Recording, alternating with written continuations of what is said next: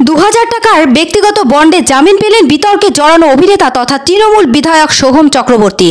গত 7 তারিখে একটি শুটিং চলছিল নিউ টাউন এলাকার একটি রেস্তোরাঁয়। সেখানেই হঠাৎ করে মাথা গরম করেন সোহম চক্রবর্তী। এরপরই পরিস্থিতি উত্তপ্ত হয়ে ওঠে। সোহমের বিরুদ্ধে অভিযোগ তিনি ওই রেস্তোরাঁর মালিককে হেনস্থা করেছেন। পরে স্থানীয় থানায় অভিযোগ দায়ের করেন রেস্তোরাঁর মালিক হানিসুল আলম। ঘটনার পরিপ্রেক্ষিতে বৃহস্পতিবার বারাসাত আদালতে গিয়ে আত্মসমর্পণ করেন সোহম চক্রবর্তী। তিনি 2 ঘন্টা আদালতে ছিলেন।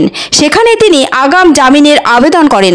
বারাসাত আদালত 2000 টাকার ব্যক্তিগত বন্ডে সোহম চক্রবর্তীকে আগাম জামিন দিয়েছে। এদিকে রেস্তোরাঁর মালিক হানিসুল আলমের দাবি ছিল পুলিশে অভিযোগ জানানো সত্ত্বেও পুলিশ ব্যবস্থা নেয়নি। এরপরই তিনি কলকাতা হাইকোর্টের দ্বারস্থ হন। মামলা দায়েরের অনুমতি দেন বিচারপতি অমৃতা সিনহা। বুধবার মামলা দায়েরের অনুমতি রেস্তোরাঁ মালিক পেতেই নড়েচড়ে বসেন সোহম চক্রবর্তী।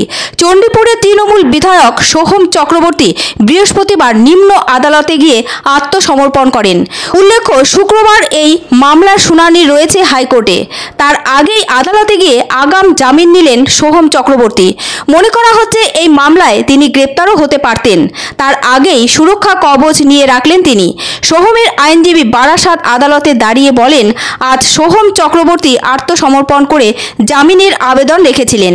মহামান্য আদালত সেই আবেদন মেনে তাকে জামিন দিয়েছেন। উল্লেখ্য, 7ই জুন তিনি ওই রেস্তোরাঁর টপ ফ্লোরে শুটিং করছিলেন। সে সময় হোটেল কর্তৃপক্ষের সঙ্গে তার বাদানুবাদ শুরু হয়। এরপরই তিনি হোটেল মালিককে হেনস্থা করেছেন বলে অভিযোগ ওঠে। পরে ওই অভিযোগের সত্যতা মেনে নেন সোহম চক্রবর্তী। তার দাবি ছিল তৃণমূলের সর্বভারতীয় সাধারণ সম্পাদক অভিষেক ব্যানার্জি সম্পর্কে কুকথা বলেছিলেন হোটেল মালিক আনিসুল আলম। তাই তিনি মাথা ঠান্ডা রাখতে পারেননি। আবেগের বশে এই ঘটনা ঘটিয়ে ফেলেছেন তিনি। পরে অবশ্য ক্ষমা চান তিনি। তবে বিতর্ক থামেনি। সেই বিতর্কের মাঝেই 2000 টাকা ব্যক্তিগত বন্ডে জামিন নিলেন তিনি। মনে করা হচ্ছে গ্রেপ্তার এড়াতে এই সিদ্ধান্ত তার। সোহমের বিরুদ্ধে অভিযোগ তিনি ওই রেস্তোরাঁর মালিককে হেনস্থা করেছেন।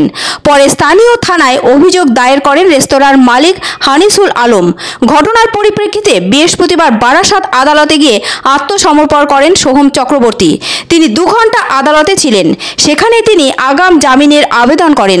বারাসাত আদালত 2000 টাকার ব্যক্তিগত বন্ডে সোহম চক্রবর্তীকে আগাম জামিন দিয়েছে। আমি যেমন যে বন্ড হয় 2000 টাকা হয়েছে বন্ডে উড়ি দিয়েছে। বন্ডে ফার্নিশ করেছেন according he got the standard slip and he released them bail. Obviously সব বেলের 341, 323, 1000 all of delivery section and really he got them.